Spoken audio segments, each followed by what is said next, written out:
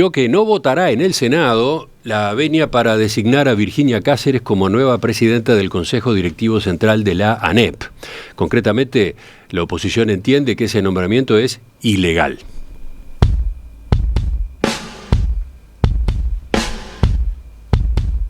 Virginia Cáceres fue nominada por el Poder Ejecutivo para suceder a Robert Silva, que, como ustedes recuerdan, renunció hace pocos días, a fines de octubre, para dedicarse a su campaña electoral como precandidato a la presidencia de la República en el Partido Colorado.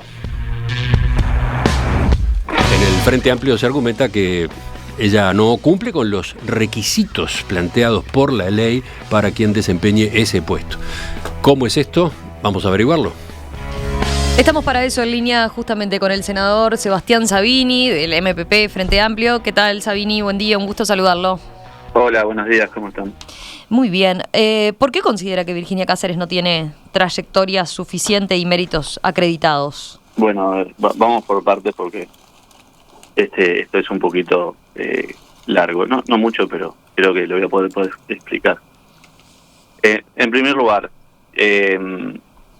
no se puede argumentar haciéndole decir a los adversarios lo que no dijeron, ¿sí? Y que el ministro diga, como dijo ayer, que el Frente Amplio no quiere votar a Virginia Cáceres porque es mujer o porque es joven, primero es un golpe bajo y es una chicana, ¿sí? Además de que no es cierto, evidentemente. Porque sí. hay que tratar Concretamente, el ministro Pablo da Silveira dijo: la LUC no exige que los miembros del CODICEN deban tener formación educativa. En nuestra historia educativa quedará que el Frente Amplio se opuso a la designación de la primera mujer que presidirá el CODICEN. En 15 años de gobierno no lo intentaron, ahora se oponen, escribió. Sí, hay que discutir con lo que los adversarios dicen, no con lo que nos dicen. Con los argumentos, y en todo caso rebatir los argumentos.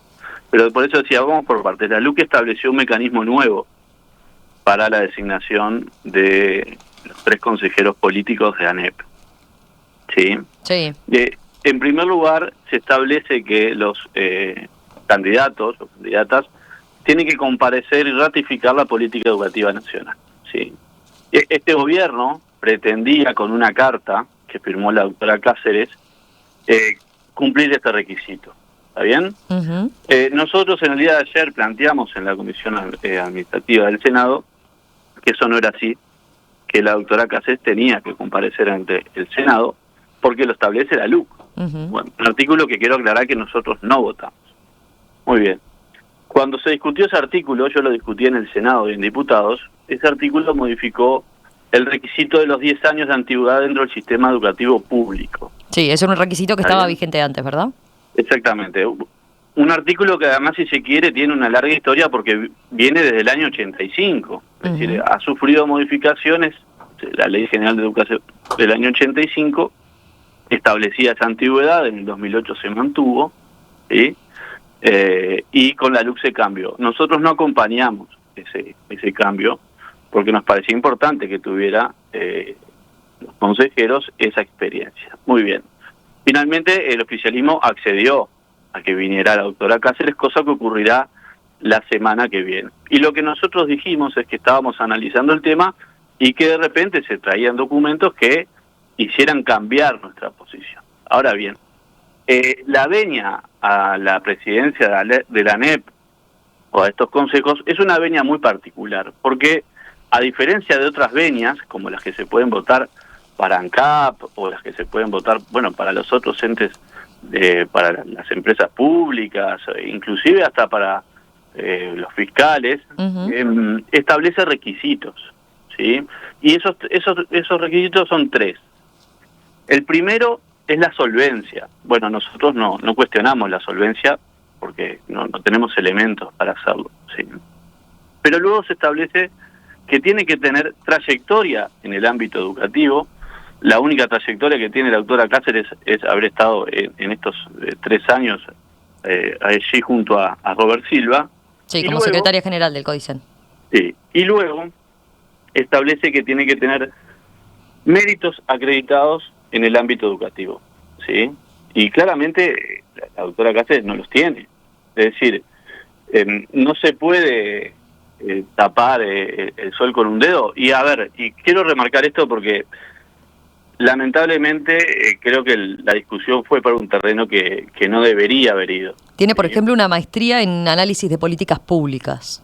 Sí, está bien, pero no tiene una especialización en educación, no ejerció la docencia, no investigó en educación, nunca... Sí, lo que pasa es que el texto es medio ambiguo, ¿no?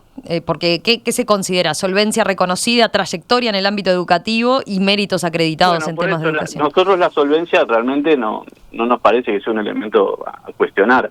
Ahora, los otros dos aspectos claramente no se cumplen, ¿está bien? Y por eso decía que no me gusta hacia dónde fue la discusión, porque nosotros no tenemos ningún problema de carácter personal, ni con, digamos, con la persona, Virginia Cáceres, ni con su condición de joven, ni su condición de mujer, ¿sí? Lamentablemente, la ley establece lo que establece, ¿sí? Uh-huh. Y en todo caso, el gobierno debería, si quería designar a esta persona como presidenta del CODICEN, cuando modificaron la ley en el mecanismo de urgente consideración, que modificaron el 54% de la ley de educación, no modificaron 2 artículos, bueno, hubieran eliminado todos los requisitos y nosotros hubiéramos acompañado o acompañaremos, porque eso es lo otro que quiero decir. El Frente Amplio va a concurrir a la comisión, va a escuchar a la doctora Cáceres y posteriormente tomará su posición definitiva. Eso le iba a preguntar, o sea, ¿hay chance de que reconsideren su posición?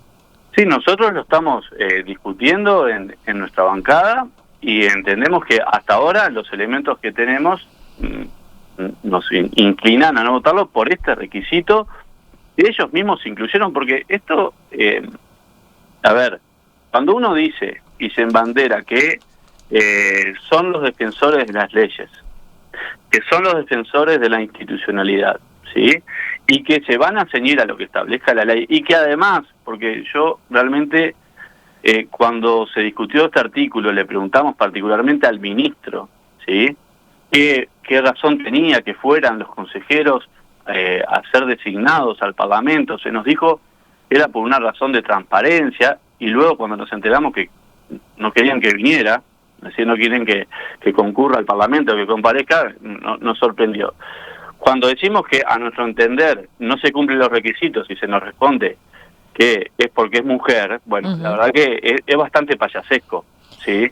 Entonces, me parece que la responsabilidad que se va a asumir hay que darle el marco político correspondiente. Y el primer marco político es el respeto a la oposición y el respeto a las instituciones. Entendido ¿sí? Y eso. se hace debatiendo los argumentos. ¿Sí?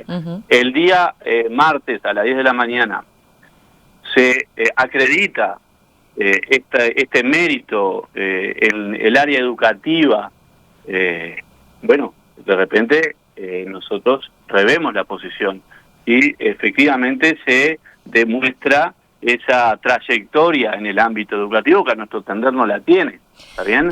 Senador Savini, ¿y cuánto puede cambiar esto? Porque en definitiva es probable que de todas formas sea nombrada, ¿verdad? Recordemos que para presidir el CODICEN, además de estos requisitos que mencionábamos, se requiere la propuesta del gobierno, 3/5 de las bancas del Senado, los que en principio, si ustedes votan en contra, Cáceres no tendría, pero después el Poder Ejecutivo puede dejar pasar, si la venia no es otorgada, puede dejar pasar 60 días y podrá formular una propuesta nueva o reiterar su propuesta anterior, y en ese caso basta con una mayoría absoluta del Senado. ¿Por qué entonces si se da de igual manera puede darse este resultado? ¿Por qué no la acompañarían?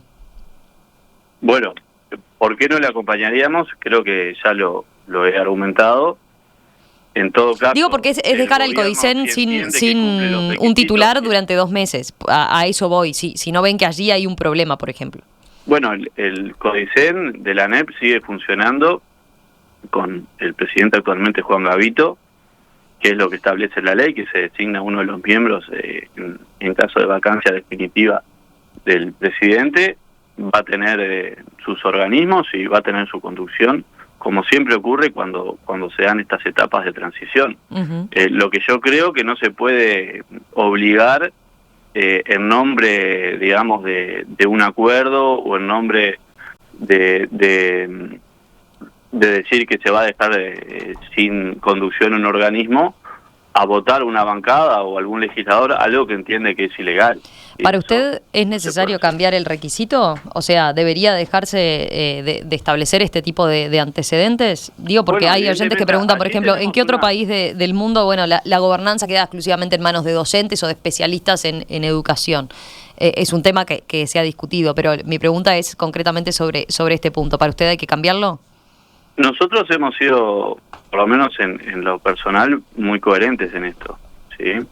El Frente Amplio siempre sostuvo que era importante tener experiencia y trayectoria educativa para conducir los organismos de la educación, y claramente allí tenemos una diferencia y no me parece que sea malo ocultarla, ¿sí? Votamos en contra de modificar ese artículo y entendemos que para dirigir el organismo más grande del Estado uruguayo, que tiene prácticamente 70.000 funcionarios, un presupuesto de 2.500 millones de dólares, más de 3.000 centros educativos, es bueno conocerlo, ¿sí? Y esta persona, bueno, a nuestro entender, no cumple con esos requisitos y por eso entendemos que no sería bueno acompañar la venia por lo que establece la ley. Ahora, si la ley se cambia, yo voy a seguir pensando lo mismo. Pero en todo caso, si se da esta designación sería en forma legal y correcta según lo que la misma determina. Senador Sebastián Sabini, del MPP Frente Amplio, gracias por estos minutos esta mañana aquí en Perspectiva. No, gracias a ustedes.